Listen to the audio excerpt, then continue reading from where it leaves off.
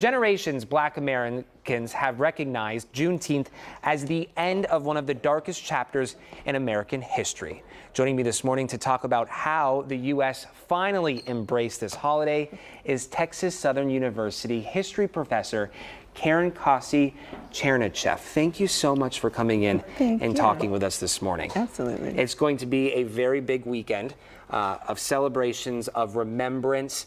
We talked about what Juneteenth is.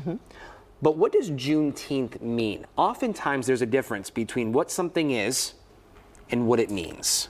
Well, first of all, Juneteenth represents June 19th, the 19th of June, 1865, when the enslaved in Texas learned that they were free.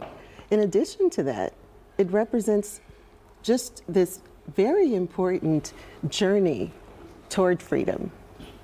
So not only do you have the enslaved who are freed based on the law, but you're going to have a series of different freedom movements. So freedom is really a process. Yeah.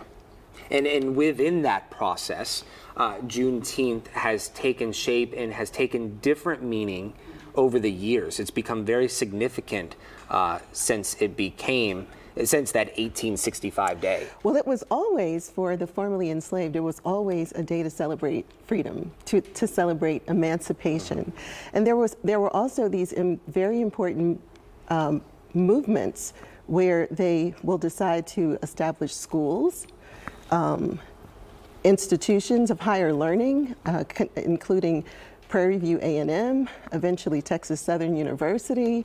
A number of private schools were established by churches, and those private schools in many instances became the first public schools in many of the cities, including Fort Worth, I.M. Terrell High School, and here in Houston, Jack Yates High School. Oh, wow, yeah.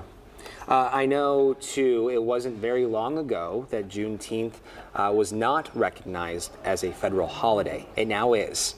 Right. How did it become recognized as a federal holiday? Well, first of all, it became a state holiday, and we have people in Texas to thank for that.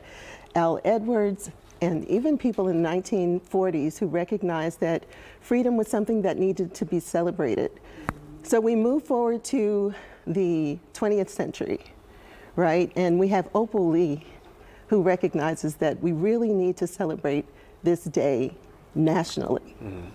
I know there are a lot of celebrations happening this weekend. It's a time for people to celebrate, but also to look back, to be present in what this signifies in our history. What will you be doing this weekend? First of all, I'll be reflecting on the history of my own family. Yeah. My ancestors, some of the first who were freed, the first generation of freed members of my family, migrated to the Houston area, to what's now called Kashmir Gardens. Oh, wow. And from that area, we in our family have moved from one level of experience to the next. One level of experience to the next. It's amazing. So I'm really honored to be the first African-American female to earn a PhD in the field of history from a Texas institution. Wow, congratulations. Right here in Houston, Texas. Congratulations. Well, we appreciate your time this morning. I really enjoyed our conversation. I appreciate your time and you coming in, and I know we have a lot more to get to, so thank you very much for spending part of your Friday morning with us. Thank you. Thank you, Karen.